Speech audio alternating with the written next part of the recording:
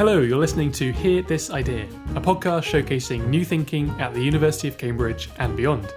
In this episode, we talk to Dr. Simon Beard, a research associate at the Centre for the Study of Existential Risk at the University of Cambridge. An existential risk is any threat to the long-term potential of humanity. So these can be natural risks like asteroid strikes, or anthropogenic risks like engineered pandemics, unaligned artificial intelligence, or runaway climate change. As Simon mentions, people have been thinking about existential risks for centuries, but only recently, in the last decade or so, has a fully fledged movement coalesced around dealing with them. They're motivated really by two thoughts. Firstly, that we might be able to mitigate these risks, and if so, that doing so is really incredibly important. Simon seemed like the perfect person to talk to about all this, and you'll hear why. In our conversation, we start by discussing the influence of the late philosopher Derek Parfit, and how his writing motivated this new concern for safeguarding the future of humanity.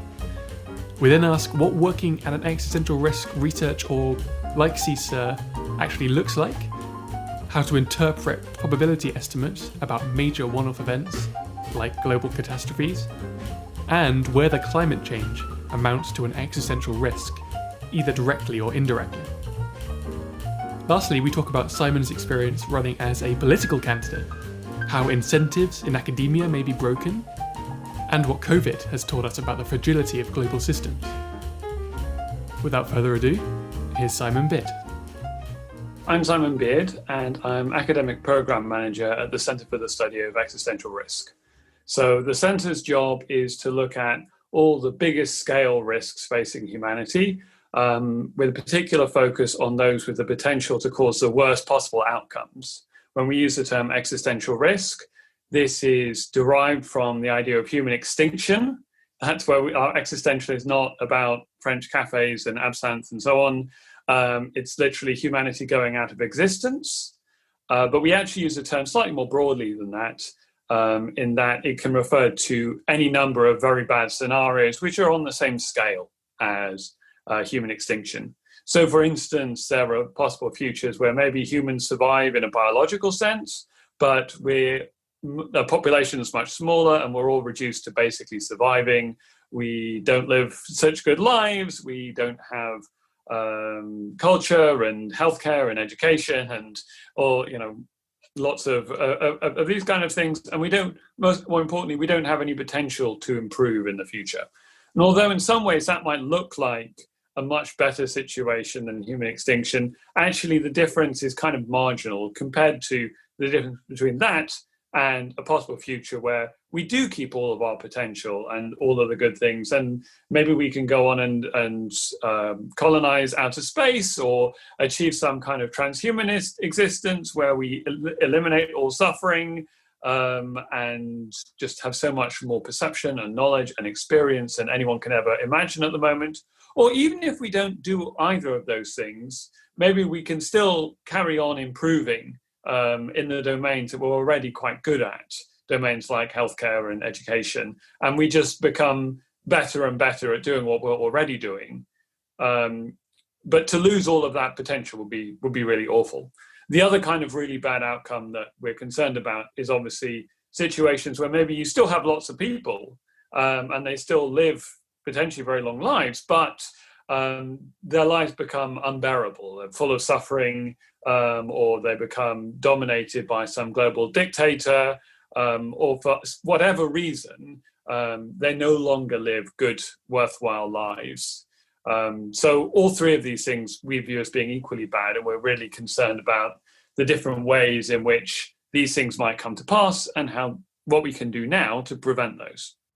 So we will be talking about existential risk in particular, but first of all, just for background, could you maybe tell us how you arrived at philosophy in general? Well, yes, my own story is a lot of what I would call happy coincidences. So I actually arrived at philosophy in a rather stupid way, in that I really enjoyed playing Civilization 1 when it came out in 1991. And I was 6 at the time. And I had no idea how this game worked. Really no idea. I just completely messed around with it, and I made bad decisions, and most of my civilizations never got anywhere, or were just sort of one city very, very, very slowly developing technology, while all around me, the world developed and all sorts of things happened.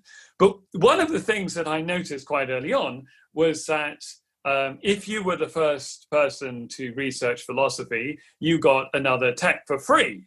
And so I liked this idea. And so I always made sure that I could research philosophy first.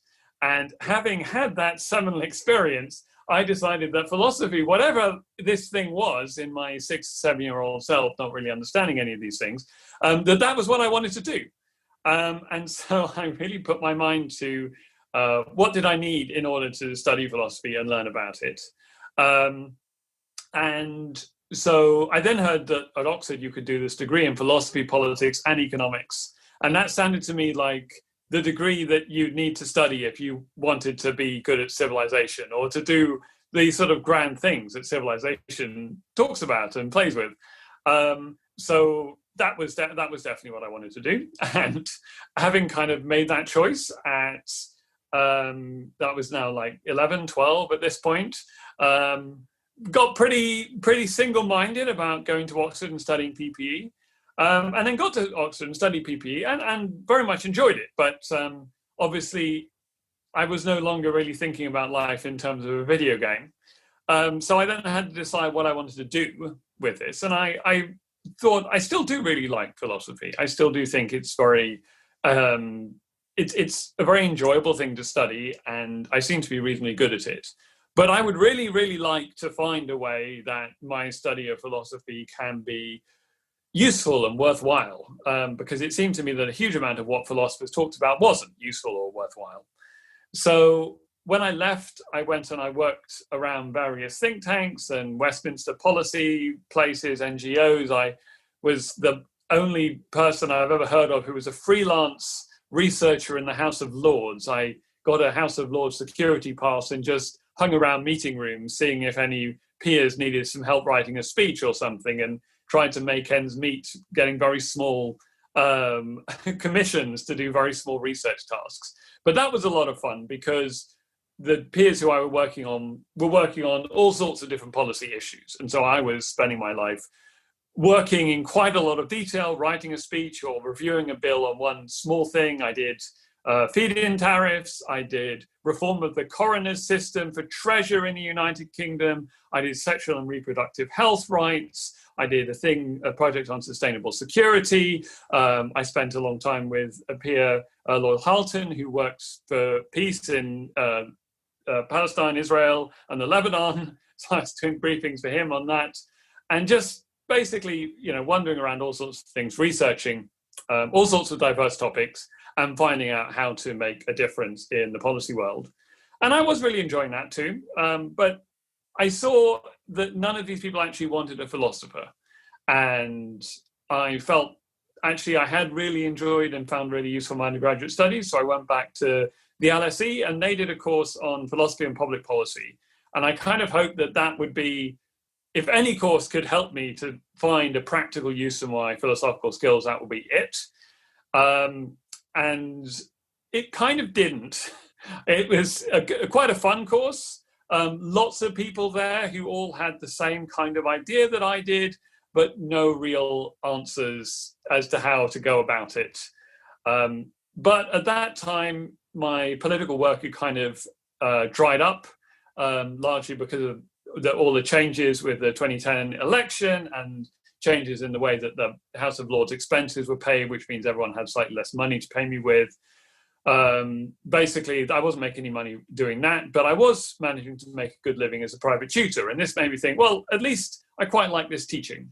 And, I can always influence people by teaching them good philosophy and good economics and so on. And they won't want to go on and be philosophers. They'll want to go on and make a lot of money in city firms, or, actually make a go of this political career path that I've been, having fun messing about with, but hadn't really seriously been pursuing.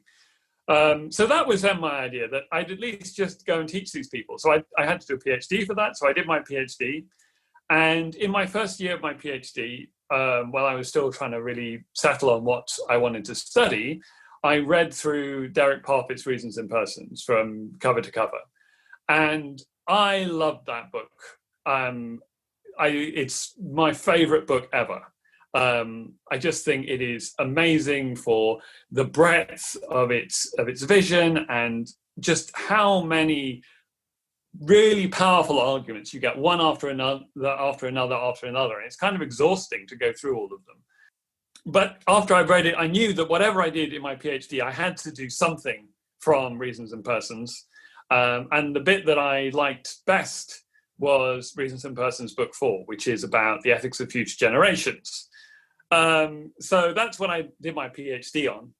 And the field is called kind of population ethics, but it's really ethics of future populations. And it so happened that just as I was finishing my PhD, the Future Humanity Institute were looking for a postdoc to work on population ethics. And this was odd. There hadn't really been any other jobs advertised for population ethics. It was seen as quite a mature and bit of a dead-end field at the time. So there weren't many other PhD candidates. So I got this position at FHI and really kind of stumbled into the existential risk community.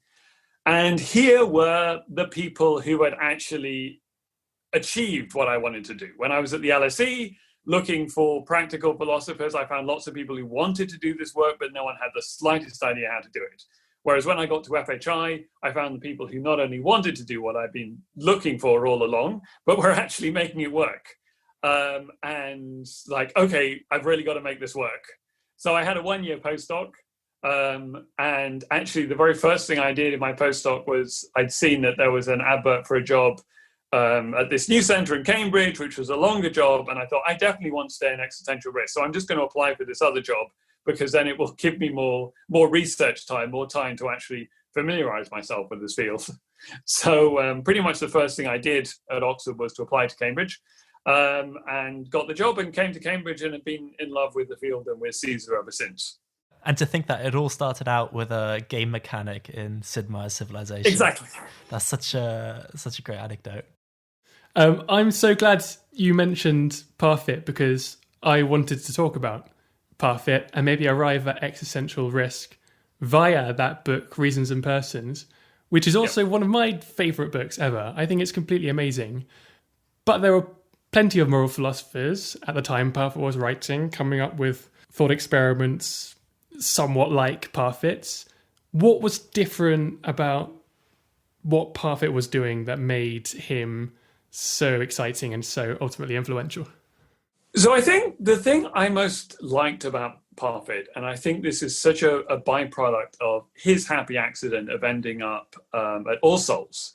And there's a story about that as well. He wasn't meant to go to All Souls, but he wanted to be a historian and he couldn't he failed to get a job as a historian.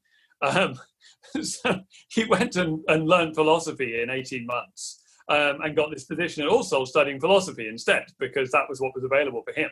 And so he became a philosopher. But because of who he was and because of what having an All Souls fellowship means, no teaching responsibility, no responsibility at all, really, he was able to see a problem that was a really difficult, thorny problem and not worry about the fact that he couldn't solve it. And I think most philosophers, when they come across a problem, they need to solve it, maybe not immediately, but really looking for some kind of solution within, months or at the very least years. Whereas Parfit saw this problem in population ethics. I still haven't been quite able to get the date, but it was sometime around 1969, 1970. And he never solved it. He just kept on working at it for almost the next 50 years. And he improved and improved and improved upon both the problem and specifying it more and more precisely and in more and more detail, and also the possible solutions and the ones that didn't work, but then just all the ones that hadn't been tried yet. And I think he did very similar things in the other areas where he worked so much, in the moral mathematics and in personal identity and in distributive ethics. So he was just such a creative force within philosophy because he could see a problem and just love it as a problem and just carry on working at it as a problem, and working and working and working. And when you read it, because the first time I read him as an undergraduate, actually, the first thing I ever came across with Parfit was the discussion of average versus total utilitarianism, which is the genesis of the repugnant conclusion. And I actually wrote this essay saying, this is ridiculous. How can anyone be bothered by this thorny, intractable problem? This is just a bottomless pit of doom. And it is. But actually, in exploring this bottomless pit of doom and, its intricate caves, you find many hidden treasures and many wonders. And I think that was something that he could see. It's something that Sidgwick saw before him, and Parfit was very heavily influenced by Sidgwick. And I think Sidgwick's Methods of Ethics, you get the same feeling. As he said, as Sidgwick said of the Methods of Ethics, it's a very long book whose first word is ethics and whose final word is failure. And in some ways, Reasons and Persons is actually kind of similar. On What Matters, Parfit's other book, is much more triumphalist in that he does think he's solved the problem. But I think many people think it's kind of a lesser book for that very reason, because his solution to how can we bring together utilitarianism, contractualism, and deontology, these three big schools of ethics, it's a very interesting solution. It's a very elegant solution, but it's also, most people think, not the right solution. Whereas in Reasons and Persons, he never does produce any right solutions. He doesn't try and advance something as, this is where you can get. He just says, if you want to think about these problems, here's 20 years of my thinking about them. So you don't have to do this. You can do the next bit.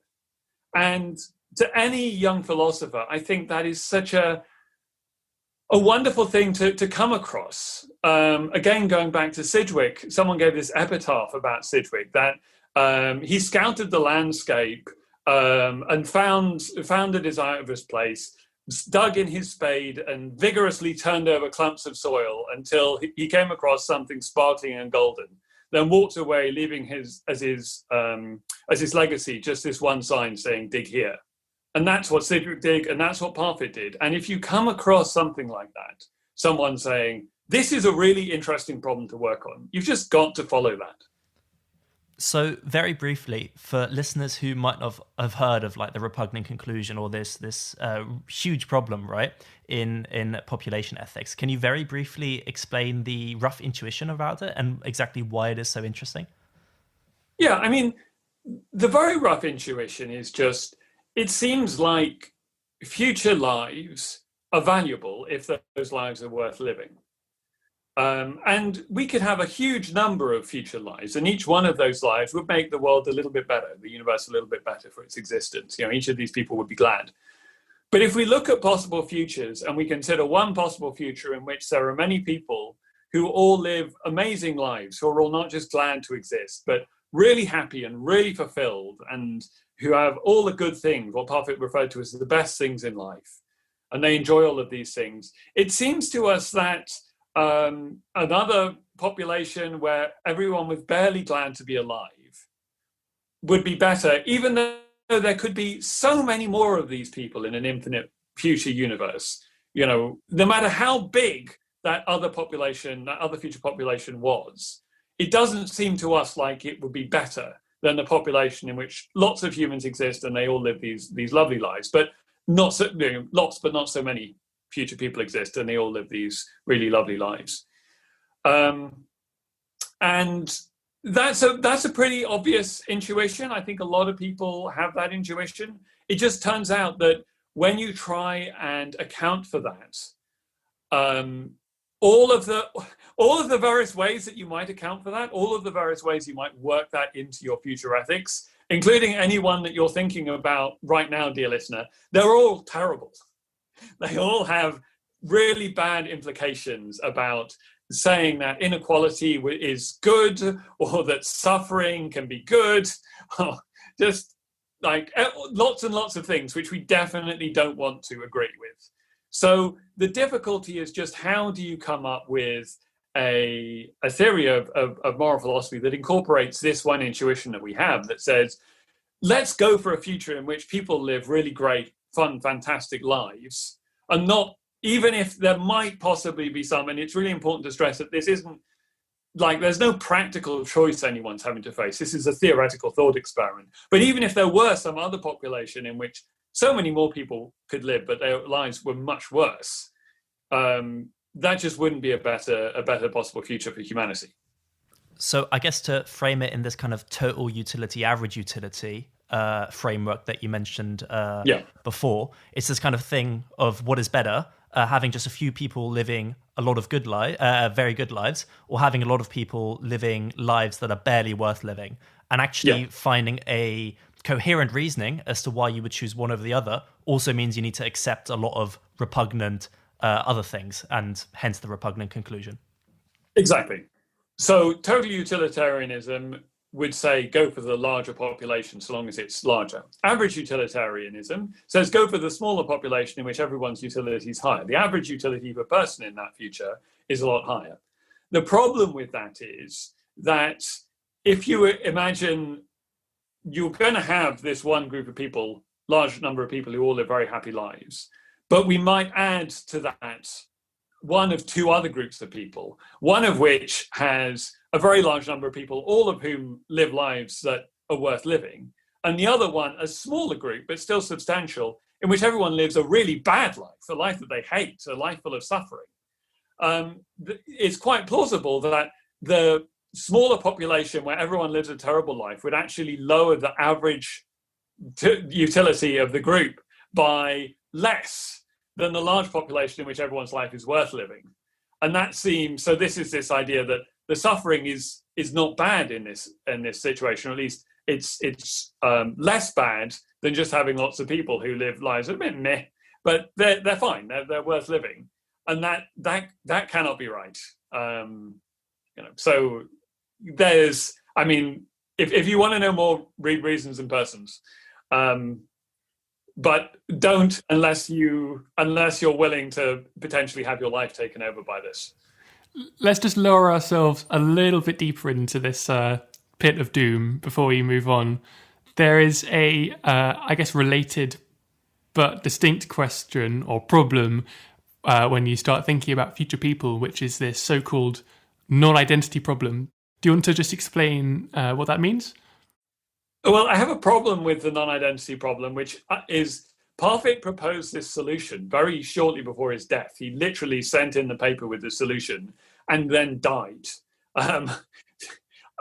in less than 8 hours later, between when he proposed this and when he died. So no one's able to kind of follow him up on it. But he has this proposed solution. I think it's brilliant. And the vast majority of people think it makes no sense whatsoever.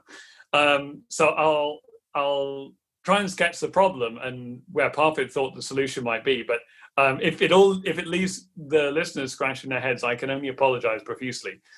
So the situation with the non-identity problem is a kind of prior problem of population ethics. And that is, in what sense is it good that future people exist? So normally, when we say that something is good, we say it's good because it's good for someone. So if, you tell me a joke and I find it really funny, that's good because it's made my life better. And we know the benefit and we know who the benefit fell to, and we can see that that benefit made this person better off than they would have otherwise have been. The problem is that this account of goodness relies upon there being two counterfactual situations. One in which I exist and my life is made better off by the fact that this good thing happened to me, and the other of which I exist and my life isn't made better off. My life is worse because I didn't get this joke. And so we can see the difference that the joke is making. Now, when you're thinking about future people and you're thinking about whether or not they exist, then the counterfactuals are slightly different. There isn't a counterfactual in which a future person is better off and one in which they're worse off. There's a counterfactual in which they are better off and one in which they don't exist at all. And it's not clear in what sense it is better for me to exist than not to exist at all. It certainly doesn't seem to me that I can say it's worse for me not to exist than to exist, because how can it be worse for me when I don't exist? So this is called the non-identity problem, and it's only really a problem for certain views about what makes something good, what are called personal views, where we have to say who is benefited and how they're benefited. But a lot of ethical theories do take a personal theory of good. So, for instance, contractualists, where people have to agree to the principles of morality, they rely on a personal theory of good. I have no reason to agree to something that doesn't benefit me. Either a real reason or even a hypothetical reason. And lots of people are contractualists.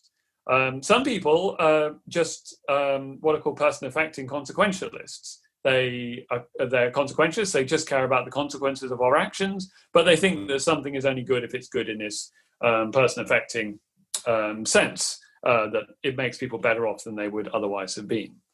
Now, this bothered Parfit a lot, because while he was happy with what he called impersonal ethics, that's ethics that just sums up all the benefits, he really, really wanted to see different ethical theories brought closer together. And if some theories couldn't accept the value of future lives, then this would be a deep and troubling difference between these two kinds of theories. And it would also seem to imply that some theories might say, for instance, that it doesn't matter, or at least it doesn't matter very much if humanity goes extinct. For instance, if we go extinct in 100 years' time, that might not matter at all, because it might not make anyone who's currently alive worse off than they would otherwise have been. It only affects these future people. And he found that very troubling. And he first thought that this meant that we had to reject all person-affecting theories. But then, very late in his career, and really his final year of life, he came to the belief that was a mistake. And instead, he advanced a different view. He said, it may not be better for me that I exist than that I don't exist, but it is still good for me when I exist with a good life. And there is nothing good about my non-existing. So even if it's not better for me, it's still more good for me to exist than not to exist. And he thought that we could then rewrite all the principles of person-affecting ethics, including contractualism, replacing notions of benefit and better for with what was more good for or less good for. And as I say, personally, I think there's a lot of mileage in this. And I recently had a paper published with Patrick Kaczmarek where we specifically expand on this view and argue that there are good reasons why contractualists should take the same view as consequentialists about human extinction. But most people think better for, more good for, what is this? This is just linguistic trickery. So, it's whether or not this is a viable moral theory is a point yet to be proven. Okay, fantastic. We will point listeners to that paper you wrote in the write-up. But the bottom line is, so Parfit wrestles with all of these problems and a few more besides with respect to future generations or future people, right? In this book, Reasons and Persons that you mentioned. And then in, I think, the final page, right, he writes this, he says, what now matters is how we respond to various risks to the survival of humanity. So he comes to this conclusion that we ought to think a lot more seriously about existential risks. I guess my first question is, how did he end up with this conclusion after doing all of this thinking about future generations? If I just back up a bit. So I read Reasons and Persons and I was really enamored by it. And I really wanted to meet Derek and talk to him about his ideas and talk to him about what I was working on. And I actually went to Sweden. He was being given this prize, the Schott Prize, which is kind of like a Nobel in philosophy, the Oral Schott Prize in philosophy. And there was this big awarding ceremony in Stockholm. And I knew a wonderful philosopher, Gustav Arrhenius, who's at the Swedish Academy and who was instrumental in Derek getting this prize. And he invited me to come to the award ceremony. So I went to the award ceremony and I saw Derek afterwards. I said, Derek, I've completely changed my life. You know, your book is amazing. I have all these ideas. Can I talk to you about them? And he said, no, I don't have time. Send me your thesis and I might read it. And okay, that's I've never had that happen before, that I've actually taken the time. And he wasn't he wasn't being rude. I later realized this was just Derek. He really didn't have time. He'd allocated all his time to thinking and reading and writing, and he knew he was in bad health. And he didn't want to waste any time on me. So I sent him my thesis, and for the next 3 years, I kept on sending him, like, I've done some revisions, I've made some updates, this is my latest version, etc., etc. And then one point, very shortly before I submitted my PhD, he invites me to go and see him. He says, "Simon, I've read your thesis, it's brilliant. Come and see me in Oxford." It's like, thank goodness. Like, firstly, how wonderful to have him say that he liked my thesis, but I can actually go and talk to him. And I had this long conversation with him. And one of the things was, having read so much about him and thought so much about his work, I really wanted to try and understand him a bit more and how he fitted into it. And the impression that I got was he started doing philosophy in 1968, which was a really tumultuous year. It was the year of, Apollo 8, people leaving the Earth's orbit for the first time. It was the year of the assassination of, Martin Luther King. It was the year of the Paris Uprising. It was a year when people were really thinking about changing the world. And actually, Derek really wanted to do that. And he really wanted his philosophy to do that. But the thing was, he was also this philosopher who just was quite happy spending his life exploring this bottomless pit of doom. And so he kept on adding these bits in his work to say, and what we learned from this is that we need to save humanity.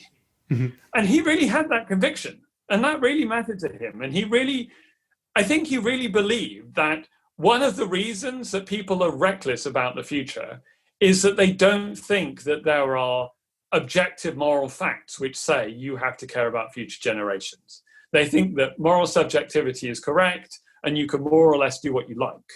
And he thinks that if people realized that morality is a universal system that provides reasons for everyone to do certain things, then they would have to act differently in the face of the challenges that we face. I don't think that is the problem, but I think Derek really believed that that was the problem. And that's why he kept on coming back to this. What now matters most is that we have to save humanity, because he'd been talking about the ethics of future generations. And he realized that we have, future generations have all of this value that we are not appreciating, and we are acting in ways, specifically, he was concerned about nuclear weapons, but very much climate change for most of his life. He lived a very humble, very simple life, and he was very concerned about the environmental impacts of his behavior. But that we were putting all of this value at risk, and he really wanted to make that case over and over and over again. The problem was that he really wasn't very practically minded. So he never really applied his theories. He just kept on producing the normative arguments for why we should value human extinction. And I think he kind of trusted that people would come along and make use of this argument. And actually they did. And one of the most revealing things for me has been the last generation of scholars who were very deeply influenced by Parfit, which I very much count myself, but also people like Tim Campbell and Will MacAskill and Toby Ord. So many of these people are now still doing philosophy, but they're not doing normal philosophy jobs. They're working in the existential risk movement, or they're working in the effective altruism movement. They're working to actually make a big difference. And I do think this is part of Parfit's legacy, because he did all the hard work. So in a sense, we don't have to.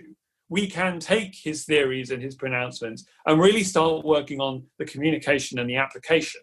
And that is now, reputable, sincere philosophy, which Oxford and Cambridge and other prestigious universities will support, and will actually then allow us to be working in the real world to solve some of these problems, to achieve what really matters that we achieve. Before we talk about those problems directly then, Parfit had his own maybe kind of idiosyncratic reasons for caring about existential risks and safeguarding the potential of humanity. But what do you, Simon Beard, think are the best reasons for taking existential risk seriously? Why have you more or less decided to work full time on these problems? I mean, it's a really hard question because I really want to showboat and say it's because of the astronomical value, and that really does matter. But I have to say, hand on heart, it is just the best job in the world. It is for several reasons. Firstly, because working on existential risk means just working on all the hard problems. We don't work on just, AI or climate change or nuclear security. We work on all of those things, but only the hard bits, only the bits where we have very little information and very high stakes, and there are very few other people working in this field. And if for some reason you get a kick out of, as Lewis Carroll said, trying to do 7 impossible things before breakfast, this is the field for you. And I do actually think that a lot of people, particularly, I guess, people like me who maybe did come into it through Parfit or through some of the other philosophers who've drawn people into this field, Larry Temkin and Peter Singer and Jeff McMahon and people like that, there is a certain element of we do not do these things because they are easy, but because they are hard, as Kennedy said. But that's certainly not all of it. I think if saving humanity were really simple, I don't think the people who are working in this field would be working in it, or at least the balance would be very different. But doing hard problems that are also the problems that are relevant to, securing humanity's future. I mean, you really don't need anything more motivational than that. So let's talk about what actually doing the impossible looks like. So you work at the Center for the Study of Existential Risk. What do you actually do on a day-to-day basis? So for me, the really big question actually was, I have these moral theories and I want to apply them to case studies. I want to use them to help guide future decision-making. But all of these are theories that are numerical. They're quite mathematical. You put in numbers for future populations and well-being and levels of probability and risk and even levels of uncertainty. There are ways of quantifying these things. But you need to have some numbers to plug in, or that you can't get anything out of it. And what I realized was that means if I want to use these theories, no one else is really providing these numbers. No one else is providing this information. Or if they are, I really don't rate how they're doing it. So the big challenge that I perceived when I entered the field was the question of methodology within existential and global catastrophic risk assessment, and the lack of methodology. The fact that there were some areas of the field that are quite rigorous because there are well-identified problems. So I think within the field of nuclear security and within the field of AI safety particularly, there are some well-understood, well-described technical problems that need solving. But actually, within a lot of the rest of the field, there's a lot of bold speculation and people calling for, governance solutions in very vague terms. And I think we're getting better at it, and the quality of what is being said and what is being called for is improving. And I think also that there is an element of the good being drowned out by the many. It's far easier to say something in this field than to say something worth listening to. But I think there is some very good scholarship out there. But I still just, this question of how likely are certain scenarios and how much of a difference can we make, and where are the positive tipping points? Where are the points where we can make interventions that will have the largest effect? These just weren't questions that people were being able to answer with any degree of robustness because there weren't any established methods for doing so. And the other thing that really worried me was everyone talked about existential risk as if it was a field that came into existence in about 2008. So it only has a history of 12 or so years. But that's patently false. People have actually been worrying about the future of humanity for centuries.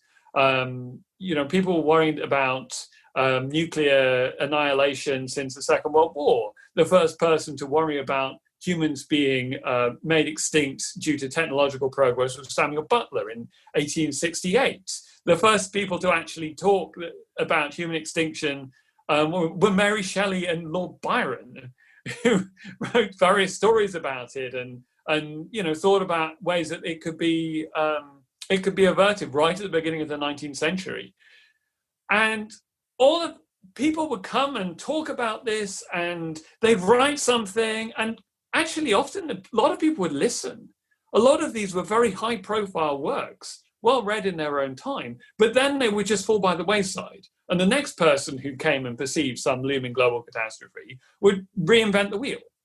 And that's clearly not very efficient. It's also very odd to be in a community who are thinking all the time about the long-term future and humanity as a whole, and who can't see how the discipline that we're in has actually been going on for a good many years, and who hasn't been trying to learn from the successes and failures of the past.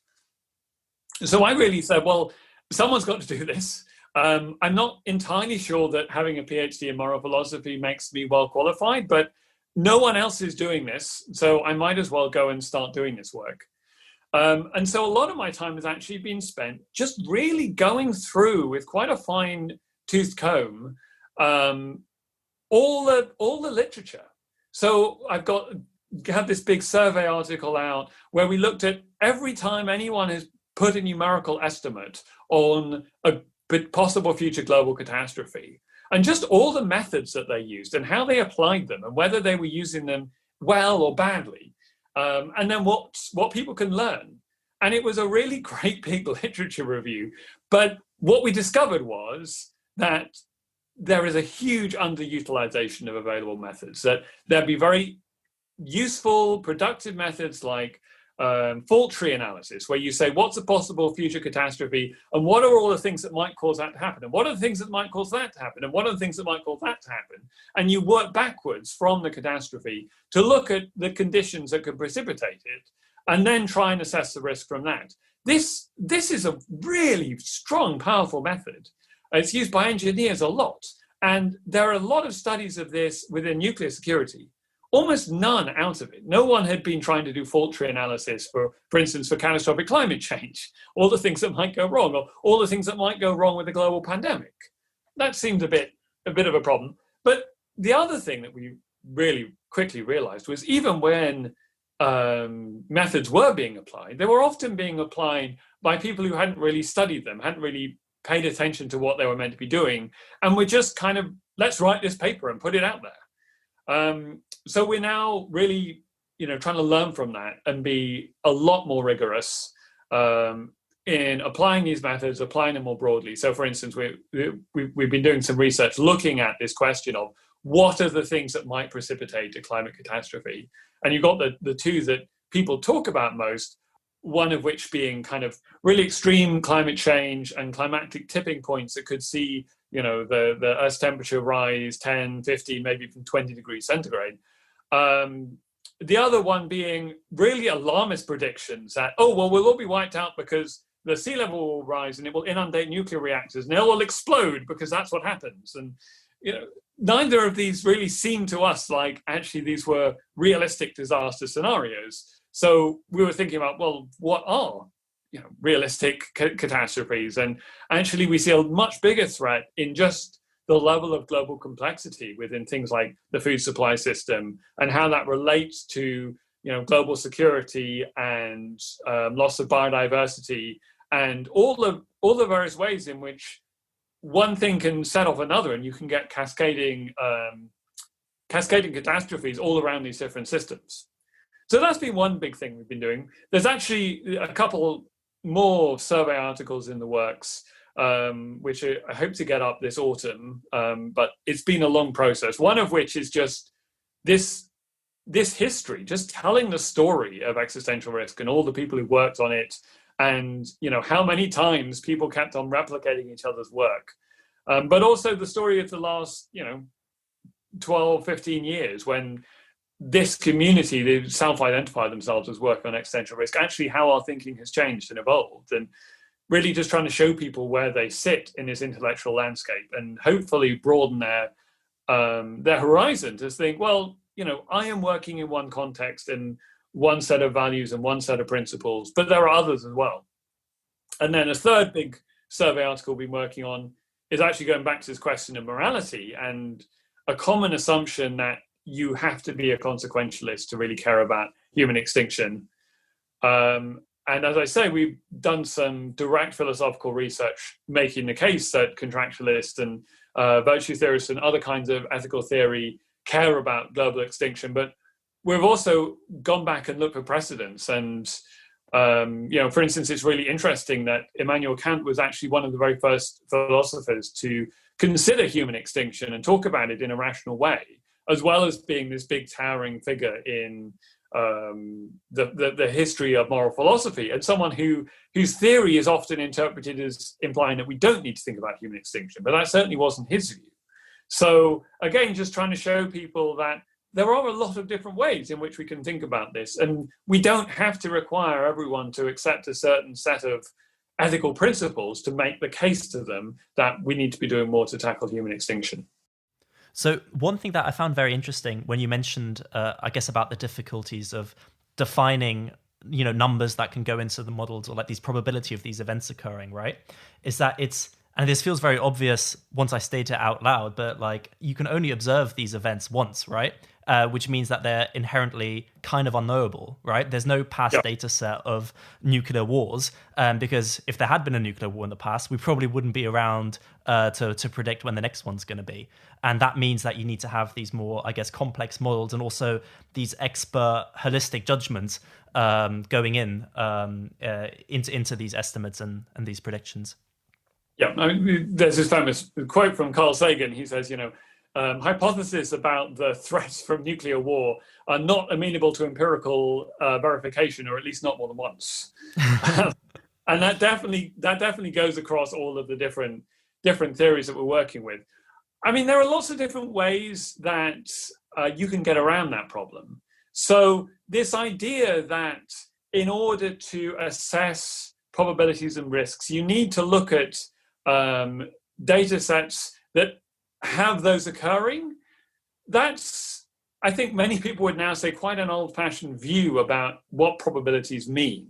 So we've got these two main camps in probability theory, the frequentists and the Bayesians. And the frequentists say what it means for something to have a probability, say, of 50-50, is that you have this long historical, this data set, and it occurs half the time, or something like that.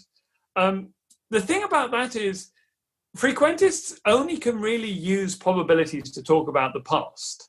They can only say that what we have observed in the past was that this event occurred with this frequency, or this event was linked with a high probability to this other event. They can't actually tell you anything about the future, because as soon as the future happens, that just adds more data that needs to be added to their data sets. So there's the other camp, the Bayesians, who have a very, very different view about what probability is. They don't think probability describes these facts about the world, that a certain event occurred so many times in the past, or would have occurred so many times in the past even. They think it's kind of like you're making a bet about the future. What odds would you stake a certain amount of money in order to be willing to make a bet that this would happen or it wouldn't happen? And the way that they think that you should arrive at these kind of estimates is using what's called Bayes' rule. And that's really a rule that tells you how to incorporate new information about probability into your existing probability judgments. So they can very happily talk about things that haven't happened yet, so long as we can find some relevant information about this. So for instance, one of the early successes of Bayes' theory was working out the probability of air crashes in new models of aircraft. Standard frequentist probability theory says you can't do that. If you've got a new aircraft, it's never flown, you can't say anything about the probability of it crashing. You actually have to have it crash a couple of times. Whereas Bayesian says, well, no, that's not true. Because firstly, I know it's an aeroplane, and I know that aeroplanes, have a certain crash at a certain amount of times. So I can make a first stab at it by saying, let's just assume it crashes as often as an average aeroplane. But then I can actually improve that. I can say, well, it's not just an aeroplane, it's an aeroplane with this particular design of wing, and it's an aeroplane that's been specifically, developed to solve this particular kind of problem. But I can also say that with new aircraft like this, there's going to be teething troubles. And this is what we know about how often airplanes suffer, crashes because of teething troubles. And I can build a model about this airplane, combining all my different information together using Bayes' rule, and come up with a subjective estimate for how likely I think it is to crash or not to crash. Now, what we know is I have just come up with a subjective opinion. I have a belief. Actually, someone else would and could come up with a completely different opinion, and it would be, in a sense, no more valid so long as we were both working with the same information. But what we also know, this doesn't violate what I've just said, is that if you apply Bayes' rule properly, over the long term, you would, if you were making bets, you'd end up ahead. You will achieve better results. You will achieve good judgments by making probability assessments using Bayes' rule. That's a real kind of cast iron law. So it's one of these things, kind of, almost like quantum interference or all these other weird things in science. Different people will have different assessments. Don't be troubled by it, because so long as everyone's applying the rule correctly, everyone wins in the long term. Everyone's judgments are improved in the long term. And I think there was a lot of hostility to this view throughout most of the 20th century. But in the 21st century, just more and more cases have come up where people using this approach to probability estimates have just performed so much better at actually making accurate assessments of how likely a certain thing is. For instance, was one of the big things that made 538, the big American political website, such a success when it was first introduced. It was one of the first big public-facing probability tools that based its judgment on Bayes' rule and didn't try and use frequentist analysis. Didn't just say let's just go with the polls. It really took all of the information and combined it all using Bayes' rule. And its predictions were just so much better than everyone else's. So quite quickly, and just side note, they did this in I think it was the 1960 election. One of the TV networks got a bunch of statisticians who used Bayes' theorem to predict the election. And they called it for Kennedy. And a lot of the other models were saying Nixon was going to win. And the television program, I think it was on CBS, they said, this is rubbish. You can't go against the standard models. We're not going to put this out. They just completely suppressed the fact that they had this prediction. And obviously Kennedy won. So it was used, but it just wasn't trusted. But 538 being public facing, people were able to see how successful it was. And now all of the political prediction engines, they've all moved over to this way of thinking, and in many other domains as well. So, this does allow us to say a lot more, but we still need to be rigorous if we're going to actually use Bayes' theory correctly in how we gain information, how we interpret that information, and then how we actually combine it. And it's no good just saying, well, I'm an expert, therefore I can tell you what the answer is. No, you really need to have a robust method for bringing all this information together, or you're not going to win. It's not subjective opinion that's won. It's well-formed subjective opinion that's worth listening to. So one last question I have on this methodology side is, and this is a skepticism I often come across, is why do we intrinsically care about really putting an exact number on these things? If the threat of nuclear war is 1 in 1,000 or 1 in 2,000, does that really make a difference? And should expected value calculations really be what I'm judging these very important decisions on? So what exactly is the value in really coming up with these very definite, precise numbers? I mean, it's really important to bear that in mind. And one of the things that we are most often asked is, what are the biggest risks facing humanity? Give us the top 10. And we don't answer that question anymore, partly because it just gets misused so much. but also because it's the wrong question. It doesn't actually matter whether the threat of nuclear war, it doesn't matter much whether the threat of nuclear war is 1 in 1,000 or 2 in 1,000 or even 1 in 10. What matters is how much can we reduce it by? And what is the effect of a certain policy or a certain research program going to be on reducing it? So when I talk about us assessing the risks associated with certain outcomes, in some sense, there actually isn't a risk, because what happens is going to depend on what we do. But what we need to understand is, what are the effects of our actions going to be? And that's what we're really evaluating. So understanding the background level of risk is really just a little bit of work you have to do in advance in order to understand what kind of effect you're having on that risk. And that's why combining these approaches with something like fault tree analysis, where you look at all the conditions that would be necessary in order to bring about a global catastrophe, and then systematically try and address each of them, or look for policy options that are going to address multiple different conditions, or that will stop cascades running down the fault tree. That's what matters, is finding those things, but also knowing whether these are really going to be worthwhile. Because we can spend a lot of time and energy on things that probably aren't going to work. I don't think that the US and Russia just are going to change the nuclear dynamics between them. It's too contested. There are too many global political tensions at stake there. We really need to find better interventions and better ways of working with the current global political situation to reduce nuclear risk, because they're going to be more effective. We will reduce the overall risk level more by doing that. And that's the kind of judgment that we really want to be making, and that's the kind of judgment we really are looking to inform here. This is a clumsy segue, but what happens when we think in these Bayesian rigorous terms in the context of climate change? You mentioned it a little bit earlier, and I think you've written about it under the guise of what you've called global systems death spiral. What, at least on your assessment, does the most likely kind of catastrophic risk look like that's precipitated by climate change?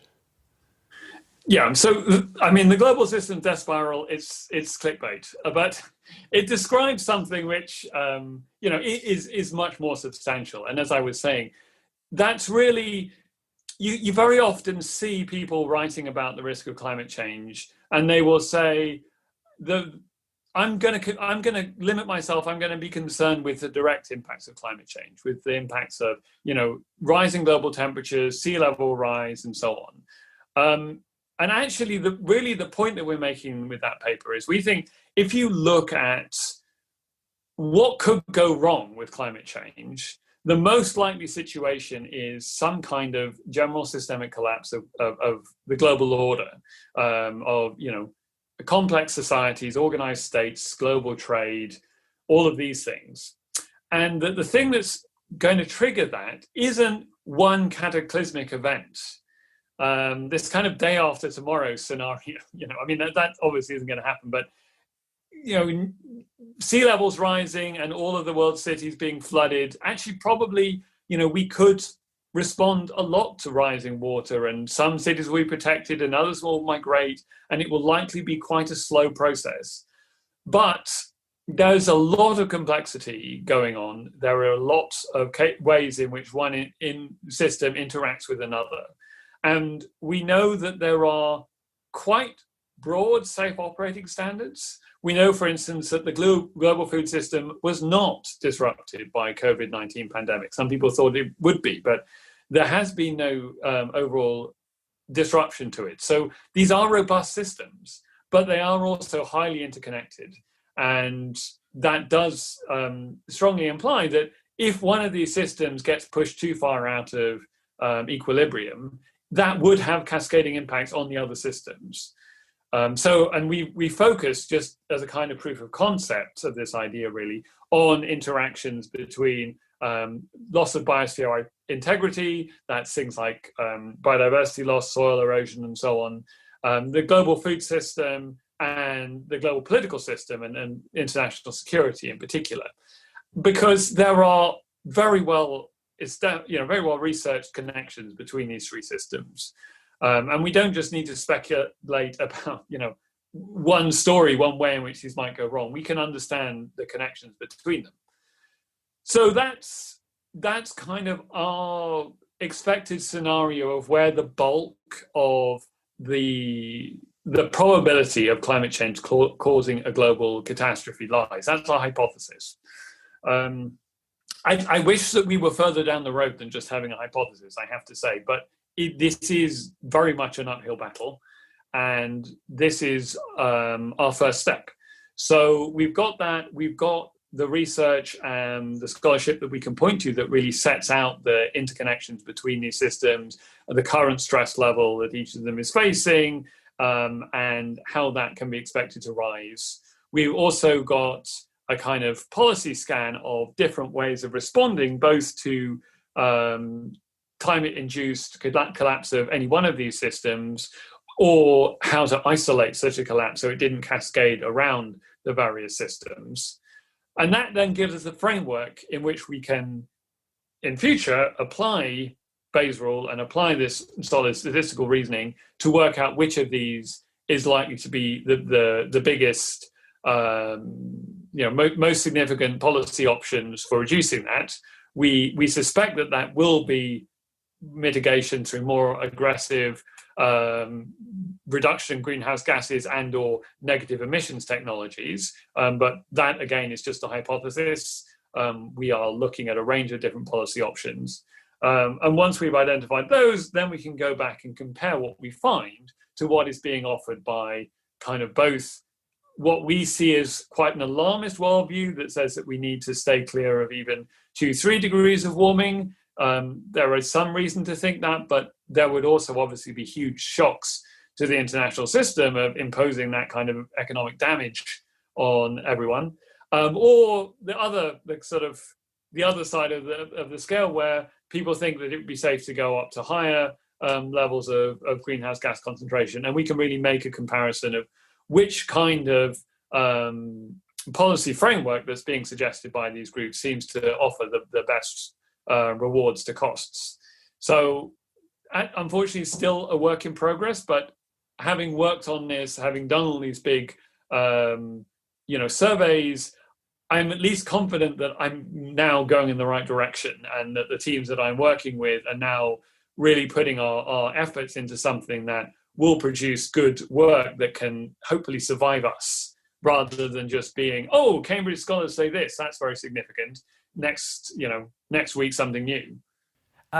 It's not so much a question as like I guess a general reflection on what you said. And I think if these like hypotheses that you mentioned are true, right, I think it leads to some very interesting kind of policy implications as well that might be counterintuitive, in the sense that you mentioned this 2 degrees, right? And whether that target is really the target we should be going for, because either we are much less resilient than we think we might be, and even 1 degrees or even 1.5 degrees could really lead to these very troubling dynamics. Or if we are more dynamic, then we might even get away with 2 degrees. But it kind of, I guess, leads to this general thought that it's not just about the effects we have on the climate, but also how resilient we can be as a society, and presumably we have some influence, right, over how we how resilient we choose our societies to be structured.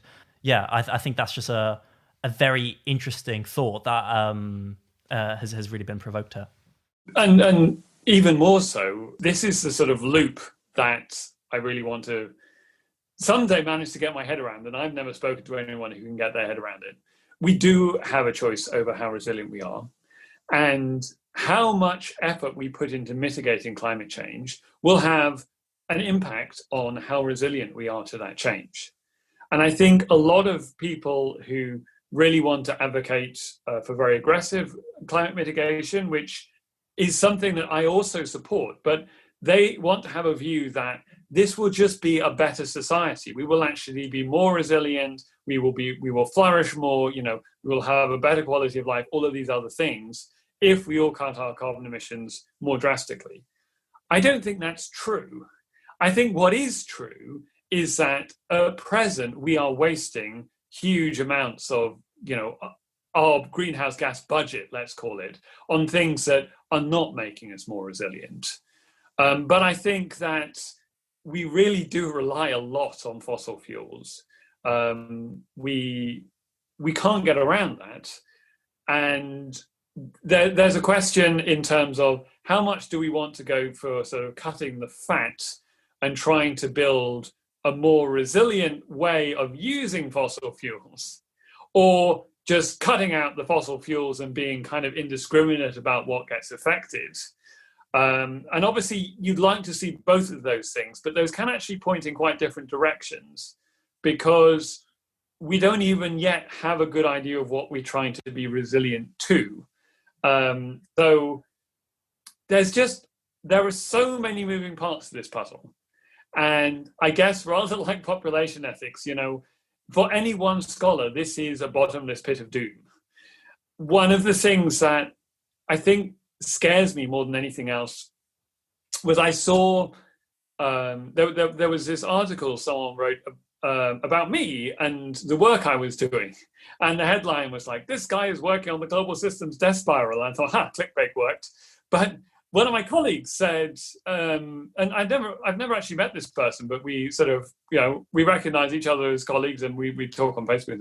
"I know this guy. As soon as I read this headline, I knew who they were talking about." Shit, how can it be so obvious that this is me? This is an incredibly hard problem. Why are there not thousands of people working on how do you make this call between resilience and greenhouse gas reduction and technological process versus social fixes? And how can it just be little old me whose PhD is in philosophy? Not any of these things. But I guess that's sort of one of the things about Parfit's children is I see a really hard problem and I want to work on that. Whereas lots of people see a really hard problem and think, I'm not sure I'll get funding. I'm going to work on what all the other climate scientists are working on, which is, what do we think 1.5 or 2 degrees is going to be like, or what do we think we're going to need to do to get there, or all of the other sort of problems that you can work on, where you're going to have lots of friends who are around you, and everyone's going to accept that this is a genuine research problem, and so on and so forth. I know I can't fix this. I'm certainly not qualified, but no one person could. So I guess the big hope I have is that we can draw more and more people into actually willing to engage in this problem, because it's definitely a bottomless pit of doom for one philosopher or even an interdisciplinary team of 10 at the Center for the Study of Existential Risk. This needs thousands, and we'll get there. Okay, let's change gears then.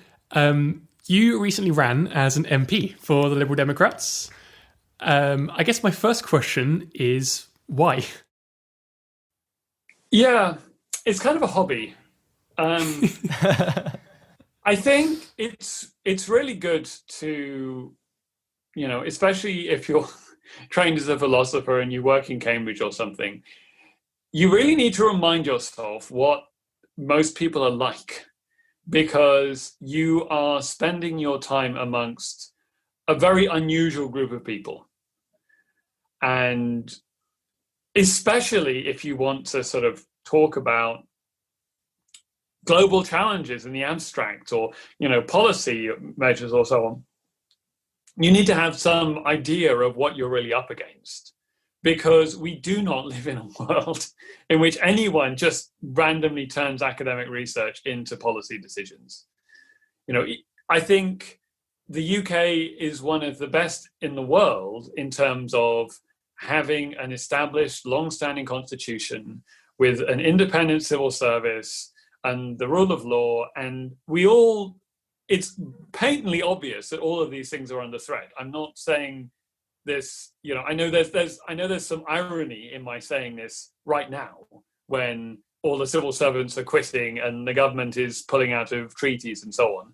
But actually, we will be one of the best, whatever happens. And a lot of that is just because of how long our constitution has lasted for, and how long we've been democratic for, and how long it's been since we last had a civil war or a revolution or any one of these things. Like, this gives our constitution weight and power, which most countries do not have. And yet, even in our country, it's so far from perfect. So if you dream in your ivory tower about what you're going to achieve, like, you're kidding yourself. Now, I think there's lots of different ways that people can do this. I think that some people are really amazing at scientific outreach, and they go and do, public education programs and public engagement programs and citizens' assemblies, and that's how they get their interaction, and that's great. And there are people who are really dedicated. For instance, I have colleagues who spend so much of their time arguing with people on Facebook, about every day, sort of the things that we work on, that there's these views out there, conspiracy theories and all of these things. I don't have the guts for that. So my way of being connected is to just do bread and butter UK politics. And I don't do it because I want to get elected. I wouldn't be a Lib Dem if that was the case. And I don't do it because I think I'm going to change a lot. I think, I have reached people in really interesting ways as a candidate. It does give you a platform if you want to talk about some really big things in the public arena. Being a political candidate during election can actually give you the chance to talk about them to an audience who really wouldn't normally listen to these sort of things. So that's kind of nice, but it's really just, rather than doing this as an everyday part of my job, I tend to just sort of do it, when there's an election coming up and I have an intensive. But it's always been very much just sort of a hobby and a sideline, and something that I can do to keep me aware of what the real situation is. And I think also that has been helpful, I have to say. We've been working to set up this all-party parliamentary group for future generations, and I think I've had a lot more realism in what that would be like and how it would work than some of my colleagues, and that has at times been very helpful. To have that familiarity and that sense of, Simon is genuinely political. We know where he stands. I think this gets a very core issue, though, right? Which is this relationship between academia and public policy. And I guess running as an MP is a very extreme way, right, to kind of bridge these two gaps. But there is this really core question, right, of how do you affect the public policy process, and what role does academia have in this sphere now, right, say to what it did in the past, and how this, I guess, more relationship with experts is changing. And I really don't mean this, I guess, from the populist aspect, and much more from this like realistic aspect, right? Because the issues you are talking about are really complicated and really abstract, and talking about reasons and persons and the like can be very hard to get your points across, right, to the general public and politicians. Well, we live in a very elite country. A lot of senior civil servants did PPE at Oxford and read Reasons and Persons. Actually, I would say that has certainly opened more doors than it's closed. That's really interesting, actually. Yeah. But that's an artifact of where we are now, and maybe that's not gonna continue. I definitely think standing for parliamentary election, it has some interaction with this public policy and this how do experts engage with the policy process. I would genuinely see it more as an instance of outreach and engaging with a wider audience than actually directly with these questions about expertise and politics. MPs, even once they're elected, are terribly constrained. And I guess this is, the insight that it's provided me, is just how difficult it is for MPs to really say things and really put their weight behind them in Parliament. Because there are two options. One is that you are someone who wins the seat on your own merits. So you're a challenger candidate, you're from a party that's less often elected in your seat, you run a very personal campaign. You then, if you want to keep your seat, have to be forever listening to your constituents and answering to their beck and call. And it's really hard work. And if they say you work on this, that, and the other, you work on this, that, and the other. And you just keep on at it. And that's who's going to determine what you do. The alternative is, lots of MPs aren't like that. They're in very safe seats. They don't have to spend forever talking to their to their constituents. But if you're in a safe seat, you owe your position to your party. You would not be there if you didn't have the backing of your party. And a lot of people who perhaps would be Lib Dems or even Greens and who are Conservatives or Labour because they wouldn't get elected if they said what they really believed. And those are really your only two options. You can't be in a situation where you don't have strong allegiance to your party and you don't have to really care a lot about your constituents. So there aren't MPs who can spend all their time thinking about difficult academic problems. If I, as an academic, am going to try and sell an idea to a parliamentarian, I need to show them how this is going to make a nice story for them in their local newspaper or something like that, something that actually has political capital for them.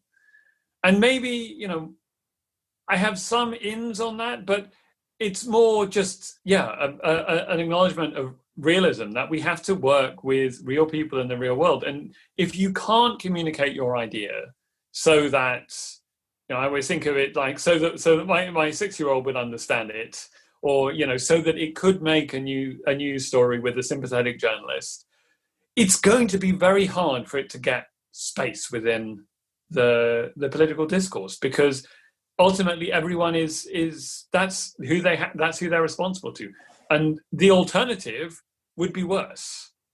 There isn't this alternative where actually you have these enlightened technocrats running everything who just think what will be right. No, the alternative to democracy is oligarchy or tyranny. It's people being responsible to the wealthy who buy their seats, or people being responsible to the most powerful who take all the power for themselves. That's where we're at. And when I do public engagement, I'm willing to work in that. And I guess standing as a parliamentary candidate helps keep me grounded and helps keep me aware of that. But I do definitely think it's a hobby. I wouldn't say everyone should do it. No, don't. You'll always regret it. It's a lot of work. I'm wondering if we can draw some comparison to academia here. So obviously, if you're an academic, you're not answering to the beck and call of a party, right? But you did mention that surprisingly few academics work on these big, high-stakes questions, and there's got to be some reasons for that, right? So, in philosophy, which I guess I'm more familiar with, it seems to me that there are incentives to just make lots of hedged type claims, and like you said as well, like you chase the funding and the grant money, and that goes towards problems that are well defined and therefore perhaps less impactful, at least at the margin. I mean, do you think that's a real problem? And do you think it's a problem which has some kind of solution? I mean, it's a huge problem.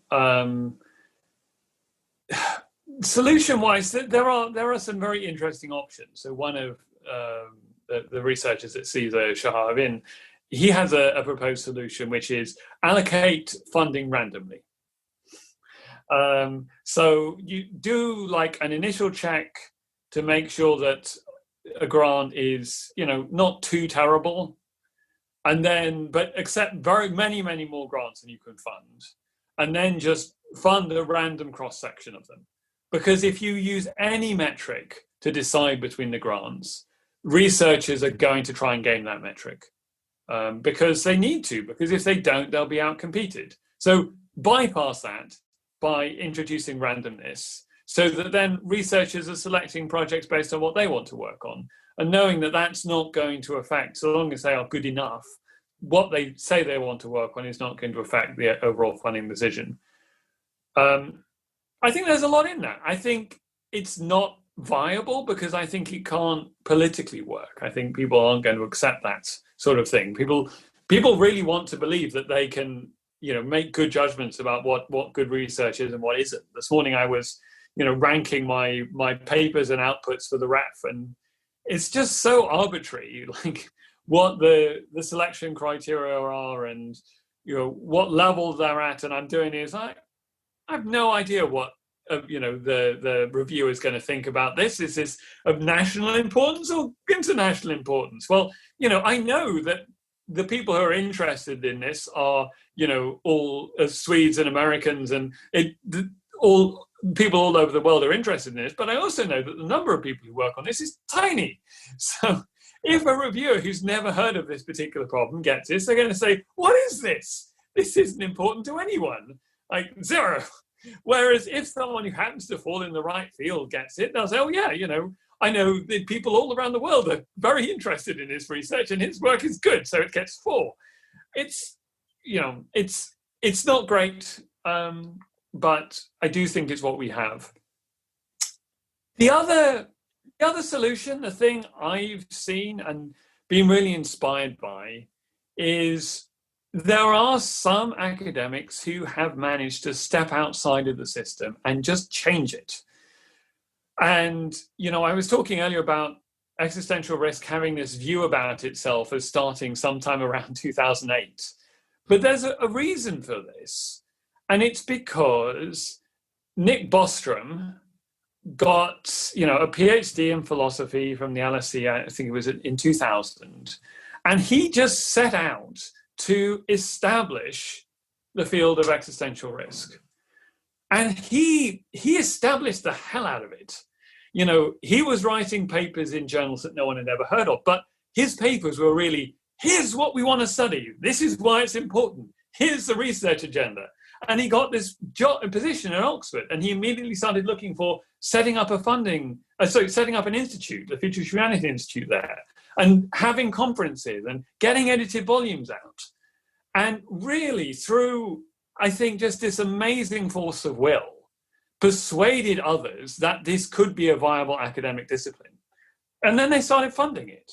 And you started to get funders who were genuinely interested in funding this sort of work. So it was no longer what it had been before, which was largely people who were already established academics, just going and saying a little bit about global catastrophes or what kept them up at night, and was now actually something that young researchers could start to think about getting in.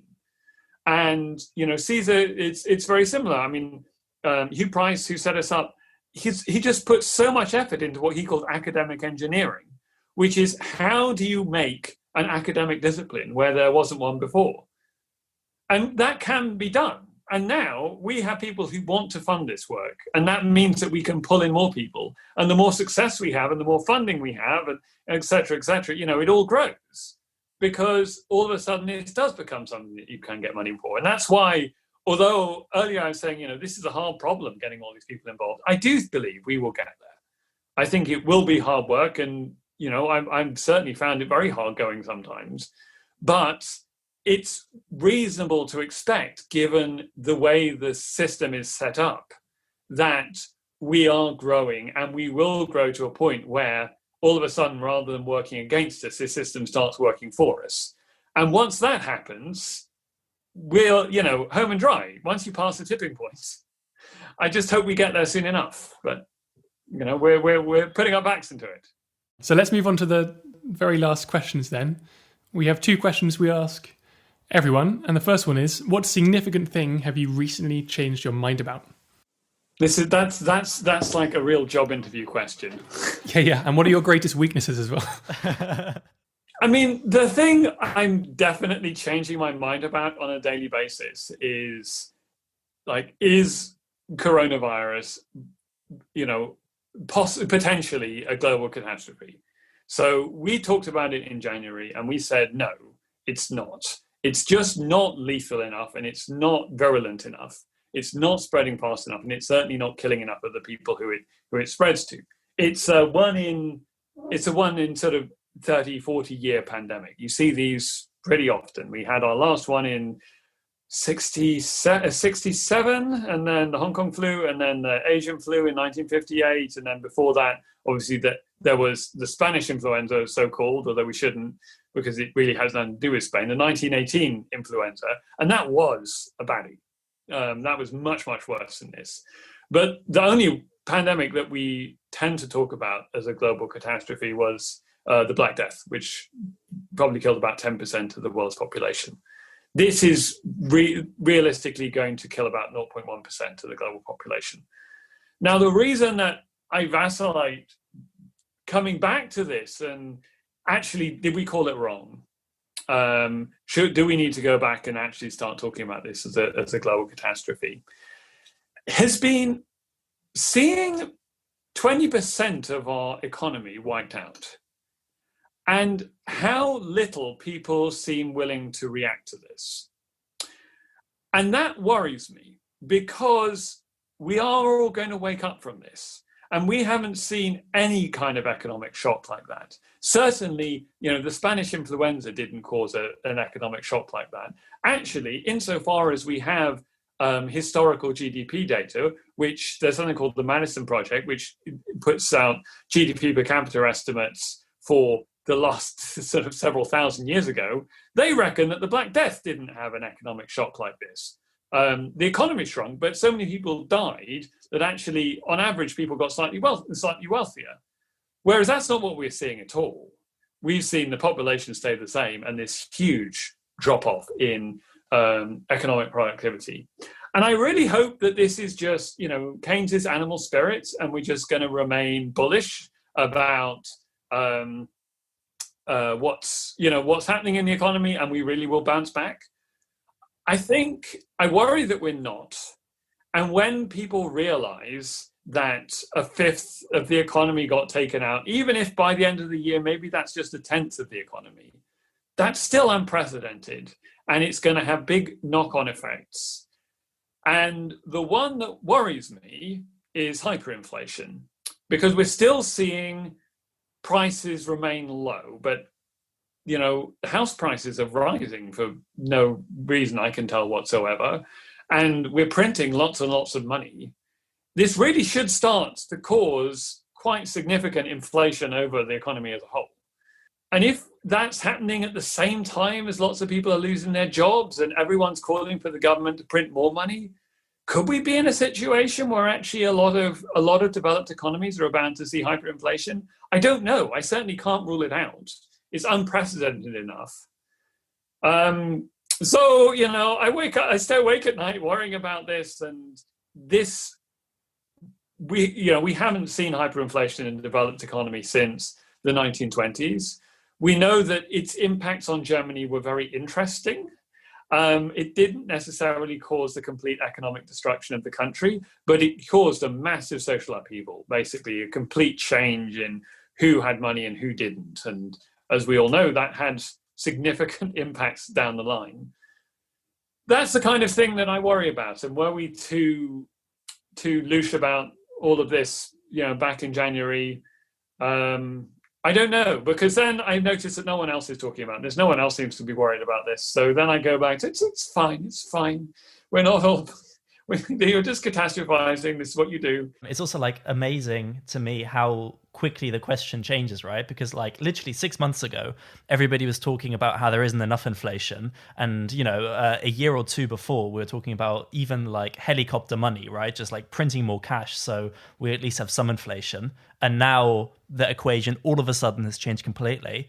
And we're beginning to worry about having too much inflation rather than too little. Well, except we've still got really low interest rates, and we're going to carry on having really low interest rates because they've decided that's the way to get economic growth. Yeah, but that's a whole other topic. So the very last question we ask all our guests are, what are 3 books or articles or other pieces of media that you would recommend to anyone interested in finding out more about what we talked about? So I think my first book should be a book of science fiction, because I think science fiction authors have had a big impact on people's willingness to think about existential risk. As I say, going all the way back to Mary Shelley, who was really the first science fiction author, and she was also one of the very first people to write a book about human extinction called The Last Man. And the first non-fiction book that someone wrote just all about the different ways humanity might go extinct, it's called A Choice of Catastrophes, and that was by Isaac Asimov. So there have been a lot of inputs here. The one I would go for, it's quite a popular choice, but The Dark Forest by Cixin Liu, which has so many different aspects of existential risk in it. It's a book about what do you do when you know the aliens are coming for you and they're hostile, but they're going to take a long time to get to you. So you're going to have this big catastrophe happening in several hundred years. How do you prepare for that? What are all the things that can go wrong in trying to prepare for that? And is there actually anything that you can sensibly do now to avert that catastrophe? And I think even though the premise of the book is very science fiction and we don't really worry a lot about the aliens coming to get us, I think just thinking about that question, what can I be doing to make the world a better place in 200, 300, 400 years' time, is one that we all need to ask ourselves more often. And The Dark Forest is a fantastic stimulus to having more of those kind of thoughts. I also feel I should recommend an old book, a book that actually goes back and that I think we can still learn something from. And my choice for that would be Rachel Carson's Silent Spring. And it's a very interesting book because it's a book about DDT in particular and the impacts that was having on biodiversity in the 1960s. And thankfully, we have proper controls on DDT. So to some extent, it is a book which doesn't directly have anything to teach us about today. But what I think it's such a fantastic example of was an individual who was coming up against very significant economic and political obstacles to raising an issue. The attacks that were put on her and are still being put on her legacy in many ways were very ferocious. And the fact that she was a woman made it, ever so much worse. And what she did, and what she shows us how to do with that book and with her conduct around its publication, is how to use science and reason to really face this vested interest and this money and this populism head on and really respond just with beautiful writing and with clear facts and with indisputable arguments and with cool reason. And I think it's a model that all of us can follow in terms of engaging with, once you've worked out what you can do to make the world better in 400 years' time, how you should actually bring that into fruition. And my third book, it's got to be Reasons and Persons. It's still the very best book I have ever read. And when I finished it, I put up this tweet. It's like, this is the best book I've ever read. Before this, the best book I ever read was The Hitchhiker's Guide to the Galaxy. Before that, the best book I ever read was Truckers by Terry Pratchett. Like before that, the best book I ever read was A Very Hungry Caterpillar. This is an accolade of only 4 books, and I do not expect to read a better book in my lifetime. It is infuriating, beautiful, brilliant, but just to get lost in an intellectual problem and to see such a brilliant mind grappling with that with such honesty and such commitment and such rigor over pages and pages and pages, and really dissecting, what does it mean to be human? What does it mean to be alive and to persist during time? What is well-being? What is suffering? What is the future? And how should we care about the future? And those are the really sort of big questions that he addresses in this. And it's a really, for me, it was a life-changing read, and I think it will be life-changing for many people and many other people as well. So I would definitely recommend that book. Simon Beard, thank you very much. Thank you. That was Simon Beard on Parfit, politics, and existential risk. As always, if you want to learn more, you can read the write-up at hearthisidea.com/episodes/Simon. You'll also find links to those recommended books, to papers mentioned in the interview, and an amazing biography of